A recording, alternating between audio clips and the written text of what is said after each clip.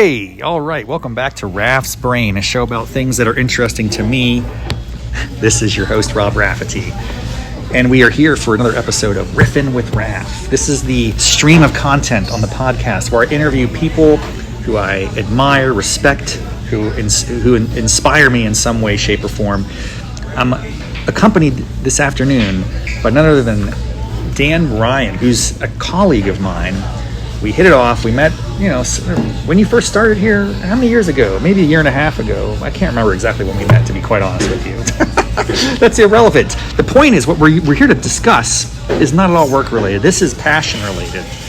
And I don't know when we first discovered this shared interest. Do you remember when it happened? I know I post about McDonald's every once in a while. I'm a fan of the restaurant. No, you didn't actually. Oh, so I didn't. How did this happen? You said, "What's your first job?" And you put a post. Oh my gosh! Okay, that's awesome. Yes. And I mentioned that I worked at Maccas, and then you didn't know what that was. Here's the order. Oh, right. We moved because we were trying to have fun. All right, thank you. No, we're set. Thanks so much. Cheers. We are getting table service at McDonald's. I've never done that. Thank you for introducing me. It's leveled up. Yeah. It is leveled up. I've never, frankly, I don't eat it in a McDonald's. It's been a long time. Yeah. Back to how we met. I remember this now. This connection was your response to a LinkedIn post where my niece, who has been a subject of interviews on this podcast 3 times because I'm so fascinated by her job as at a movie theater. I posted about it on LinkedIn. Dan replies, and it was Maccas, is that what it's called? I said Maccas. So in Australia, how do you spell this again? Maccas. McDonald's goes by Maccas, so much so that they even have signs out the front that say Maccas. Not even McDonald's. Did anyone have an origin story for that handle? I'm not sure. Australians just do that. They abbreviate things. Do you have other abbreviations for other fast food restaurants? Like KFC would be something, I don't know. Yeah, good question.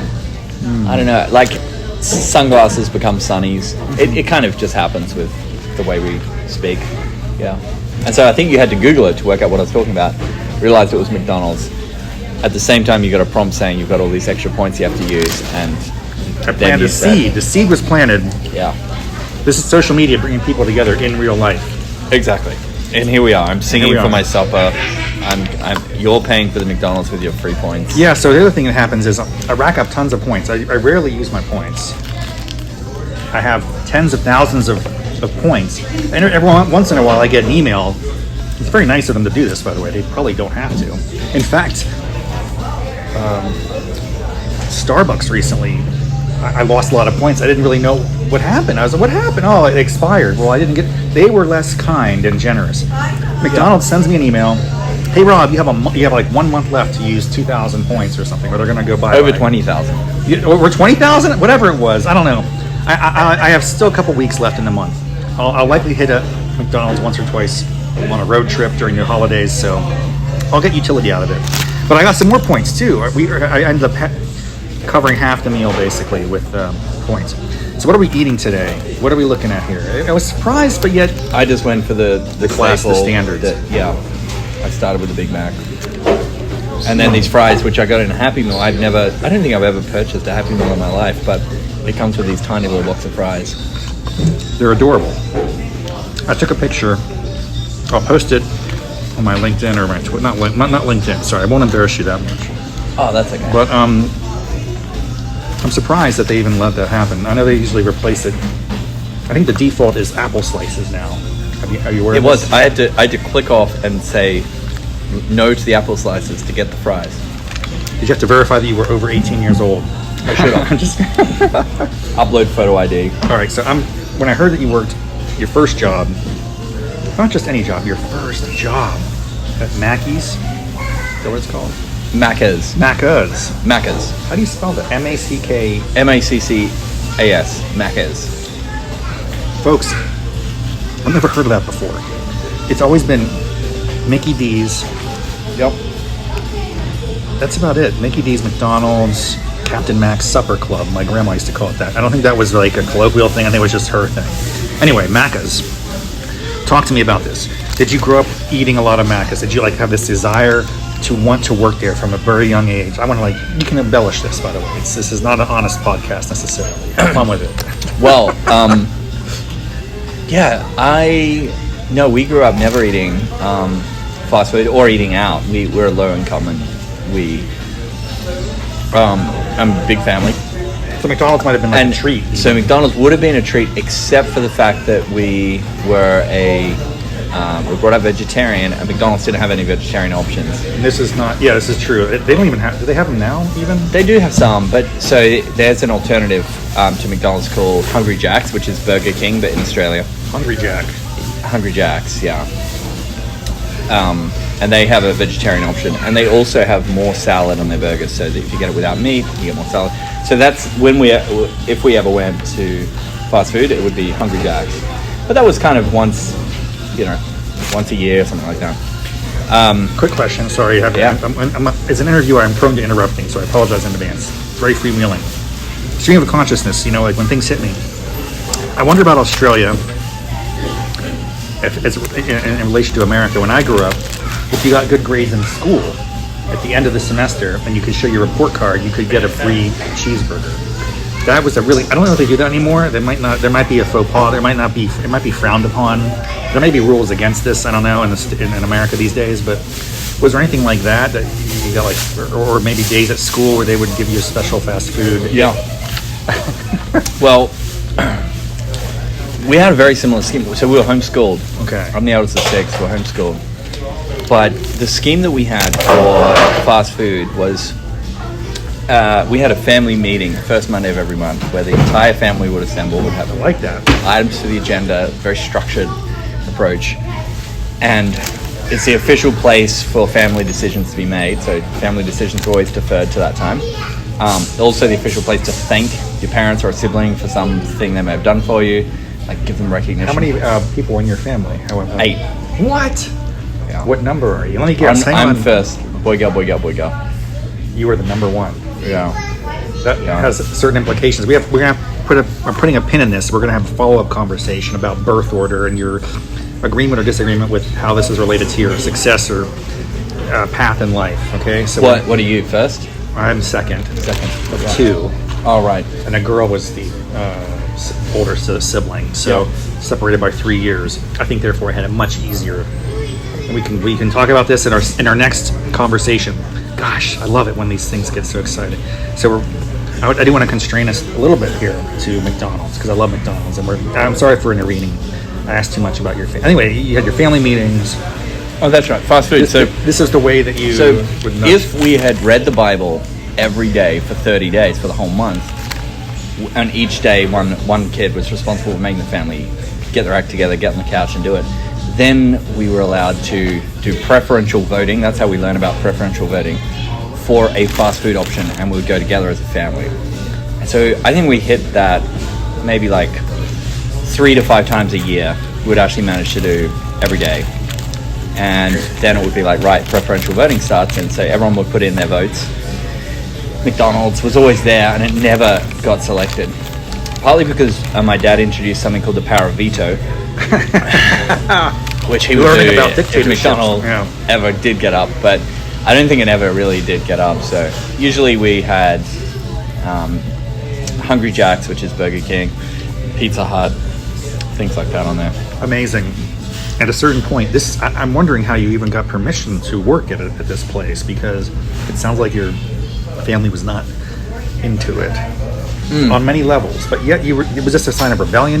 Was this how you tried to assert your individuality as a young man, or how'd this work out? Yeah, it was.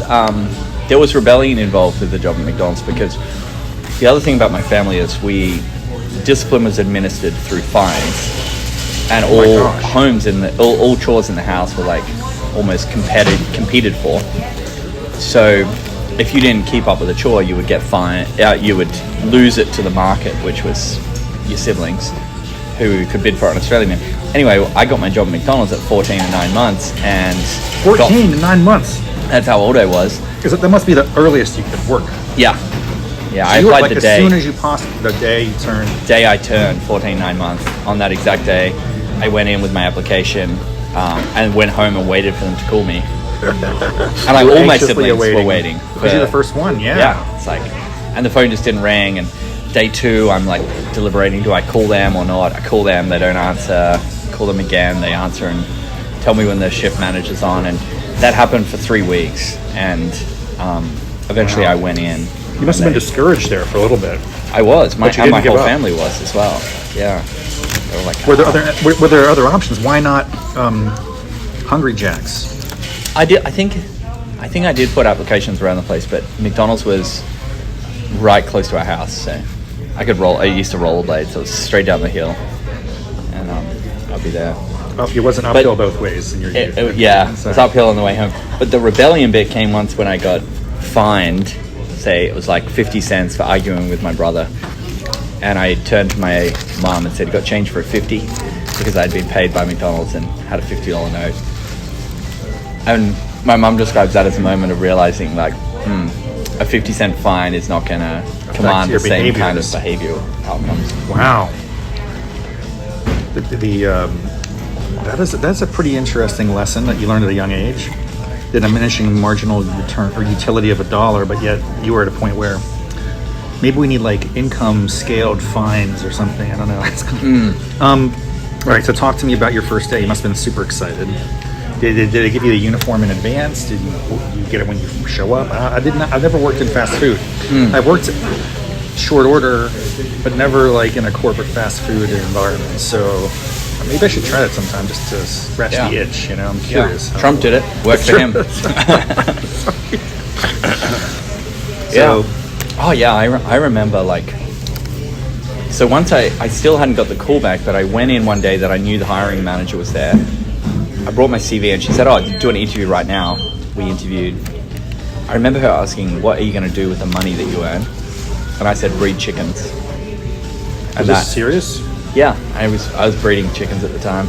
So you're going to double down on that and invest? I was going to buy more and breed more. But, you know, I was in suburban, so it was unusual to have chickens, let alone want to breed them. Yes, suburban chicken is a controversy, even in Arlington County. Yeah. I think you're allowed to do it, though. I think there's been some loosening up of the rules. But, so you go in there, she must think you're a little odd, right? Oh, yeah, definitely. Are there people in your same age, or you're the youngest? I wore a tie that was too long. Like I wore a tie with some silk tie with sunflowers on it that went down to my fly. It was definitely an overkill. You dressed to impress. You got to make a good impression. Yeah. You made an impression.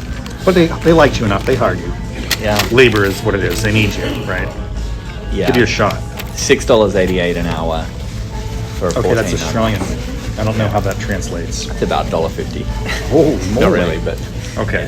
It's not a huge amount. All right, so your first day. There's different roles, right? There's the other drive-throughs there. Or you never go straight to drive-through. So okay. Everything in a McDonald's kitchen is divided into stations, and on each station, say the fry station, you have what's called a station observation checklist, and it's a 2-pager that includes every conceivable detail about how to cook these fries that you're eating, and it has the process right from taking them out of the freezer, putting them in the fry machine, to serving them, with recommended approaches to salting, to like even menial parts of the task, and temperatures. There's statistics right throughout how much a large fry should weigh, the temperatures that fries should have, both in the warmer when they. Are there periodic checks on this, like quality control? So the manager is required to check on that every so often. One of the things my dad did is he would say, he had some way of saying it, but it basically meant don't set your standard by your peers, set them to your own standard. And so one of the things I did when I first started working there is I asked for each of these station observation checklists, and I got a binder, and on my lunch break I would memorize all of the statistics. I love you, man.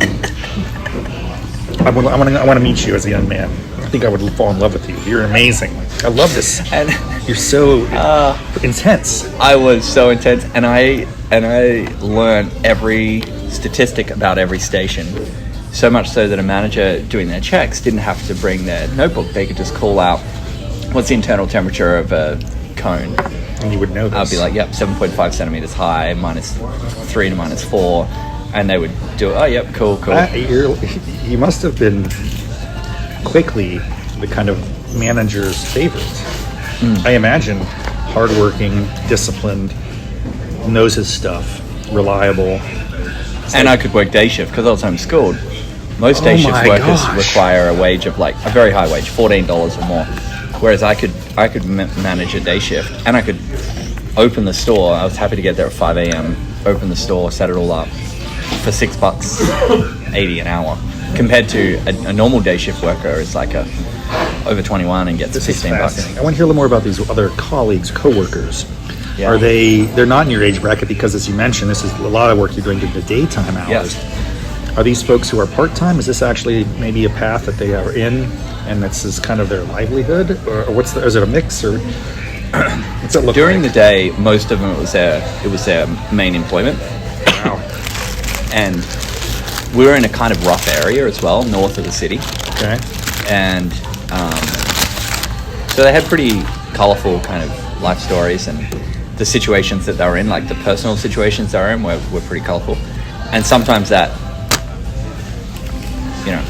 ended up playing a role in how a day would pan out. We had like Emergency situation. people coming through drive-through yelling, trying to get one of the colleagues due to some personal issue, or I remember once like the mop bucket pole going missing, and it was because Matt had taken it off and ran outside and smashed in 4 windows on a car, and then run back into the store. Were you ever? I'm sure. How many years? So, like, how long did you work in this role, or at McDonald's? Or So, basically, yeah, I started when I was 14 and 9 months. I think I was one of the youngest promoted. I can't remember exactly when, but I got manager at maybe 16. Holy And, moly! You're managing the store. Was running like 12 staff. Were you like something that. overseeing payroll and everything, in a sense? No. No. But I ran the store. Like I would run. Nuts and bolts. Yeah, Like like junior manager sort of thing. yeah. That's yeah. very cool, though. So I wasn't doing like rostering or payrolls or stuff like that, but I was doing the. In fact, I don't know legally if I was allowed to Probably not. Yeah, it would seem really outlandish. under 18, but yeah. Did I would have to walk around and tell a lot of people in their 20s, like, wipe that bench, do this, do that, and I was still, yeah. were you how did you do you remember your relation to authority? Given you started to have power, you started to be able to tell people what to do it better, do it right. I want to have that manifest. How's that? What's that look like for young Dan Ryan? Do you abuse your power? Are you prone to be like absolute power corrupts absolutely? Or That's what I wrote my year 12 thesis on. So I was writing at that time when I was 16. I wrote, I don't know, several thousand words about that. Joseph Conrad's Heart of Darkness and another text. And I remember thinking, I feel like I do have a lot of power in a McDonald's store. I didn't realize that, and I've worked for, I say, over 20 years since, over 10 jobs.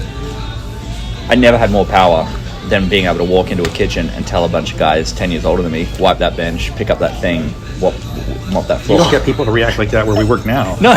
That's all about, mutual benefits. And, I got to like convince them. And this thing called dignity. It's right. There's none of that there. There's a hierarchy. Yeah. Did you ever get cross with someone? Like, did you ever get someone like, say, this little punk kid doesn't know what he's talking about? Like, did you ever have any, challenges on that margin? Or people are mostly going to be, your Australians are pretty nice, right? Is that right? Australians are pretty nice. They kind of, looking back, I definitely took it serious, and I was like really proud of my work. I applied for the Charlie Bell scholarship, and I wrote. How could you not have got? Did you please tell me you won this scholarship? No, and I happened to be somewhere in the US. That's the other thing. It started my love affair with the US. I now live here, but I happened to be somewhere in the US a couple of months ago, and I met someone who said, "Oh yeah, I work at McDonald's, but not a store and head office." Said I applied for the Charlie Bell. She's like, "My job is to review the Charlie Bell scholarship applicants." Oh my god! So it's a small world. I didn't get it, but that makes no sense to me. Yeah, based on what you're describing. I think it was. I can't remember how it works now. It made sense at the time. It was more like any McDonald's worker who has. It wasn't so much about your contribution to the store as like how you would use the money to your education. This wasn't like a good PR move. We're going to give this guy some. What was the prize? Remember? It was money, I think. Towards let's say it was 10 grand yeah. or something. Like you would have expanded your chicken business, your chicken farm. Yeah. They wanted something a little more, aligned. Saleable for a nice story that warms the hearts of the readers. you know, Yeah, helps their children or something like that. Yeah, Frying chicken. I need to dig out that old application. I do remember 2003. 2003 I was just a crew member, I think, but I got crew member of the year. We had an off-site picnic. The store manager invited everyone to a park, some drinks and whatever, and I got a big metal medallion. One person got it for the year. Total number of employees, roughly. I think 70. Full-time. Wow. Yeah, that's impressive. And Dave Taylor got runner-up employee of the year, and I was like, I felt so guilty, and I was thinking about all of the work he did. Like, he came in early and he's doing all of these shifts, and he's a solid guy, and he's a lot older than me, and I've got other years that I could get it, but he's probably not going to be there that long. And so I remember approaching him once and saying, kind of like, hey, I thought you probably should have got it, actually. And he said, dude, I couldn't care less about that thing. It's funny how our own perceptions, at a young age you can learn the difference, different perspectives on things like this. Yeah. Well, man, this is very exciting. I'm grateful we had this introductory conversation. Let's take a quick stock of our meals. I've actually diverged from my standard. I want you to know this. It's unusual for me. Okay. I must have a go-to almost every time. I'm trying to think the last time I did something like this. It's very uncharacteristic. Only because we're inside, I felt like I gotta relax a little bit, I feel like I'll get a little bit more than usual. Typically, I'm the 2 cheeseburger meal guy. Right. 2 cheeseburgers, fries, drink. So good. It's just the right amount of food. Today, we were going a little off the rails. I got the double cheeseburger for 50 cents. I mean, you can't. Yeah. The deals are insane. Yeah. And then a single cheeseburger, which I haven't touched yet. But I started off with the McChicken. Yeah. Which is, I hadn't had one in a long time. I remember why now. It's not my favorite, but it was good. It hit the spot. How about you? So you had the Happy Meal. Yeah, I just went for what we could get with points. Thank you for that accommodation. That's very nice. Happy Meal and Big Mac was great. Now I noticed you did something wild, folks. I didn't even know this was possible. You can customize your orders. Yeah. That's something I wasn't even aware was possible at McDonald's. Oh, I have a couple more questions for you. We're going to keep this going. Just remember, you added tomatoes? I did. No. I took them off last minute though, because they added 70 cents, and you can't do it with the points. It wouldn't have mattered. It's okay. You're so generous. But is there a strategy behind this, or is it actually a taste preference? Yeah, you've unpacked. This is a huge question, because there is both a taste preference and a strategy behind it. Okay. But the strategy is not appropriate to the current systems that McDonald's has. It used to be that McDonald's made burgers ahead of time, and they sat in a warmer. Yeah. So it was always worth customizing, because then I still thought that's what they did. They don't do it like that anymore. Nope. And I was the very first person in the world to be a part of implementing the new system, which is called Made for You, which was in the early 2000s. They made it that it hasn't been this way in a long time. I had no idea. America's taken longer to come across, but in Australia, in South Australia, where the test market, one of the test markets for America, for McDonald's globally, and they brought in this system, which my store was one of the first. And basically, when an order comes, it comes up on the screen, and you make that specific burger for that order, but the meat is kept warm.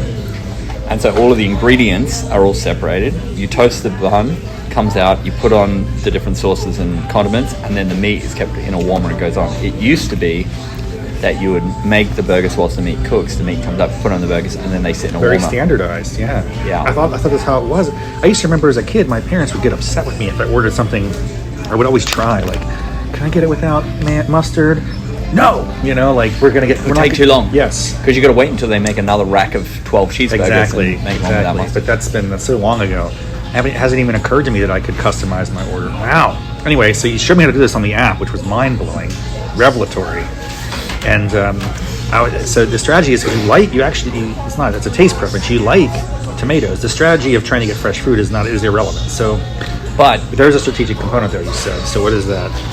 So even though they have Made for You, some of the staples like cheeseburgers and McDonald's and Big Macs still end up at the delivery end. Got it. And so what a server will say is like, I'm good for the Big Mac, don't make it, before they put the bun in. Got it. And they take this one that's been But that end piece is actually very hot, way too hot to keep a burger for a long time. It's so you get a very dry burger.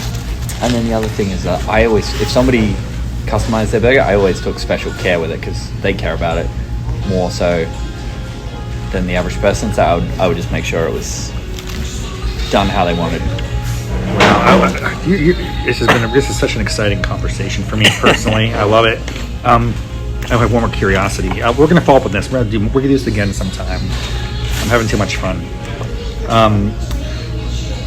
Off menu orders, is that a real thing? I've seen this on like various websites, like go in there and order this and you can get it a certain way if you use a code word or something. Is this that's I think that's In-N-Out Burger that does that. That does it more than McDonald's wouldn't do it. McDonald's, they do it. You just, all you have to do is hit customize. You can change whatever you want. It's just no big deal. Okay, it's not even like it used to. I guess this is like it's like I don't even remember some of these. It was kind of funny names for things. Like you could get like a fish fillet on a Big Mac.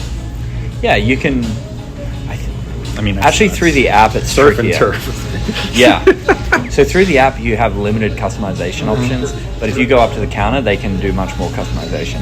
One of the hacks that we used to do as my family started taking advantage of me working there, they found out like if you get, say, a McMuffin for $1, sausage McMuffin, and you get it without sausage, it takes off the cost of the sausage patty, which was like 90 cents.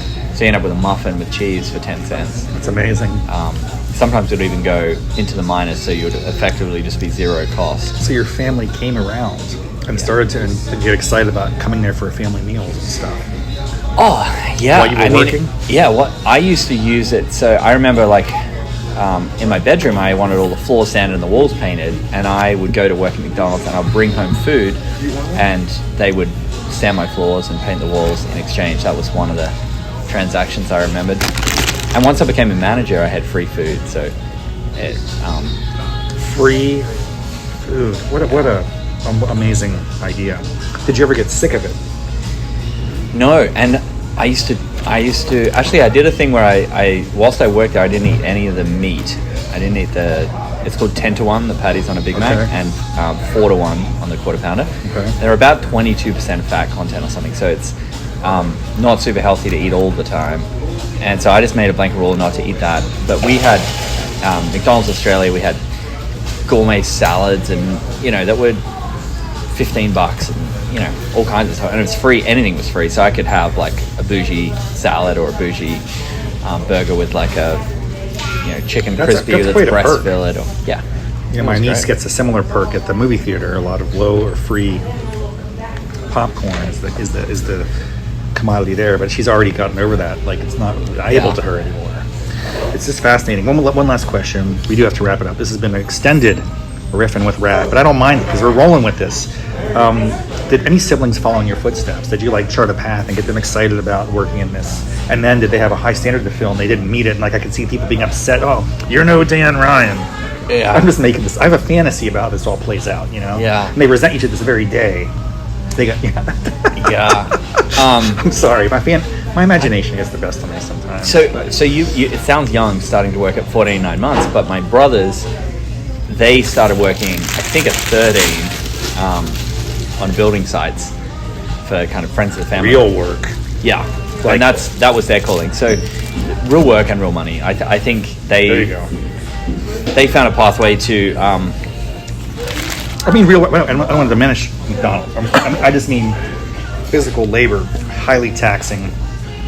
I would say a lot of McDonald's work is taxing. It's physical labor. You're on your feet. You're walking around. It's hot. I'm not trying to disparage it or diminish it. I'm just saying there's a distinction between outdoor, as I imagine, like construction, cement, nails, hammers, versus a more kind of sterile but yet taxing setting. So anyway, I didn't want to say that in a negative sense. I want to make sure people know that. I respect the hell out of people who do this and work here. Yeah. So it made sense for them to go into building sites. My sister's, she also, like very young, started as a hairdresser, I think. So I think if there hadn't been other options that were more what they were interested in, they may have. But so you're the one and only. Yeah. Wow. No one could hold could take the torch. How about, The bar this is, was I gotta keep going, one last question, because you already somewhat new, although it's not really new anymore, your father. Have you thought Sure. about this as a future? You've got to do this. It has to, the torch must be passed at some point. So we have a family rule of no McDonald's unless we're traveling internationally, Okay. and we happen to go to Canada on the weekend, and Be so gorged. to my that is shame, I went to international. McDonald's many times, but I took my daughter in, who's 18 months, and 18, got him started early, man. All yeah, right. and she's like, "What's all this busyness?" She loves it. She's running around flat out, and I picked her up, and all the staff were saying how cute she is, and I told them she's going to work here one day, and they loved it. There you go. Make it so. Whatever you do, this is your mission now in life, Dan. We're gonna update this in 10, 15, 20 years. I want to hear the stories about the legacy of the Ryan family. Mickey D's, baby. All right. Yeah. Thank you so much for joining me. This has been a real pleasure. We're just getting started with these conversations, so I hope you'll come back. And we finished our meal. I'm almost finished. I have a couple more bites. Yeah. You did most of the talking, which was helpful. So thank you so much. Thanks everybody for listening. See you next time on Raff's Brain Riffin with Raff. Until then, have a good one. Bye-bye.